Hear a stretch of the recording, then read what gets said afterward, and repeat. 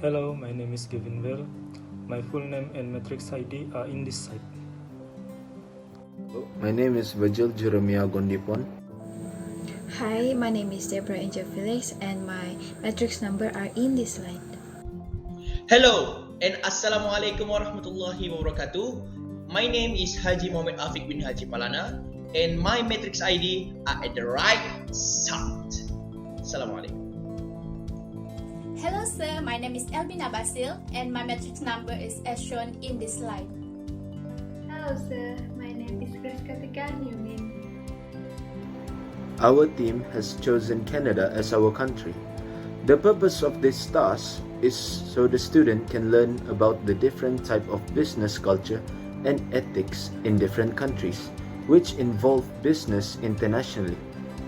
Lately, the board of directors suggested our company, Manulife, to take part in the business market in Canada. Our company will prepare selection strategies and recruitment strategies so this project can become successful. Manulife Financial Corporation, based in Toronto, is Canada's largest insurance company and one of the largest in the world. Its principal operations are located in Canada, the United States, and Asia. Manulife is a public company that trades on the Toronto, New York, and Philippines Stock Exchange under the symbol MFC and on the Stock Exchange of Hong Kong as 945. In 2018, Manulife registered 39 billion in revenue and 4.8 billion in profit and held 1.1 trillion in assets. The profile of the country of Canada. As everyone knows that Canada is really known as a huge and mountainous country. Plus, on the same time, Canada head of the state is only came from the British Queen. Like for now is Queen Elizabeth II that represents the monarchy. Thirdly, in Canada,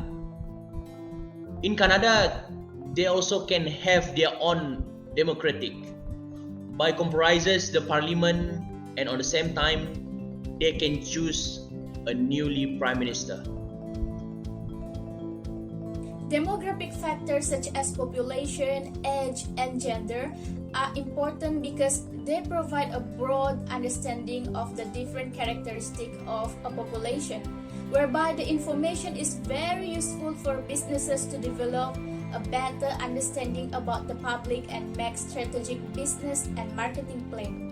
The population of Canada in the year 2021 is amounted to about 38.19 million people, where the largest age group are between the ages of 25 and 44, where there are 5.32 million men and 5.19 million women. The second largest age group was between ages of 45 and 64, with 5.01 million men and 5.11 million women. Next, there are different ethnic in Canada such as English, Scottish, Irish, French, Germany, and Chinese. But the majority of 32.3% of Canadians consider their ethnic origin to be Canadian.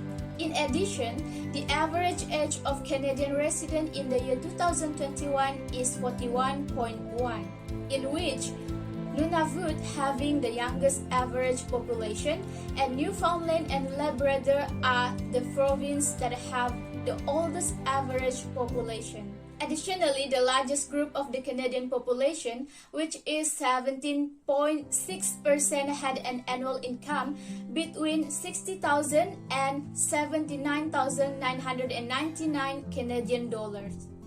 And the second largest group, which is about 15.7% of the Canadian population, had an annual income of 100,000 Canadian dollars and more. Other than that, most of Canadian residents have immigrant background. Most of the immigrants go to Ontario, making it the most popular province for immigration destination. The increasing number of immigrants in Canada are caused by the Canadian government goal to increase the number of permanent residents to Canada to combat an aging workforce and the decline of working-age adults. The populations of contemporary Canada changed to 38.250 million on Saturday, January 15, 2022, primarily based entirely on a breakdown of contemporary worldometer data of the United Nations. The Canadian population is equivalent to 0.88% of the total international populations. Canada ranks 39 on the list of countries and dependents by way of populations.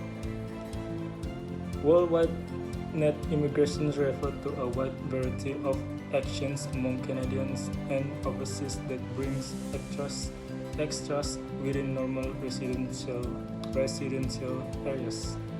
Now I'm going to talk about the culture in Canada, where business communication is very straightforward because respecting everyone's ideas is important. Another one is greetings such as firm handshakes and kiss on the cheeks to the related individual is very important too. As a Canadian are bilingual, it is possible that translator will be needed. Since Canadians are very a different person, giving an honest answer which is where directness and trueness are both important qualities. Canada is one of the most advanced countries. Canada has one of the massive economies in the world, affecting a great deal of global trade. One of Canada's biggest industries are mining, real estate, and manufacturing. And it is also a place to some of the biggest mining companies in the world. Canada's economy is greatly advanced and is one of the biggest in the world. The country's annual gross domestic product (GDP) was 1.64 trillion USD in 2020. Based on the present-day World Bank data, this data means that Canada is the world's 9th largest economy. Next, I will talk about the major trading partners of Canada. Canada is the 13th largest import and export country in the world. There are millions of pounds of goods they import and export every year. Canada's biggest trading partner is the United States, where they import $230 billion worth of goods such as oil and machinery and export $287.1 billion worth of goods to United States. Meanwhile, China is Canada's second largest trading partner. They imported $57 billion and exported $18.8 billion worth of goods to China. Moreover, United Kingdom, Japan, Germany, Mexico, and South Korea are also among the most important trading partners for Canada. Now we are moving forward to the specific information which is discussing more about our human resource management or HRM. HRM is really necessary, and one of the important activities included is recruiting managers. So the big question here is, are we going to select experienced manager or younger manager? So the answer is, our company is more likely interested in selecting experienced managers who are usually among the existing employees within the firm and has already completed international assignments previously. Firstly, because we believe that the experienced manager tend to have stronger understanding about the firm as well as the host country in terms of technical, functional, and managerial aspects. And then, experienced manager will be much more prepared and familiar with different work environments that enable them to perform their best, especially whenever they have to hold any business negotiation or agreement with the company's close partnership. Besides that, in terms of adaptability, usually adjustment is a bit time-consuming for the younger manager, and sometimes they distract from the business goal. So it is better to the company to choose more experienced manager if their purpose is to boost the business growth in the most productive way. Furthermore, when it comes to international business, skills that regard to the location are critically important, including the language skills. Usually, experienced manager, especially those who used to work in Canada, has no problem with interaction since there is no way you will find them not fluent in English. And lastly, in terms of personal characteristics, an experienced manager is expected to be more mature when dealing with physical and mental issues that commonly attack foreign workers. They tend to have higher level of independence and self-reliance. Second question is, what are the conditions you listed prior to the recruitment?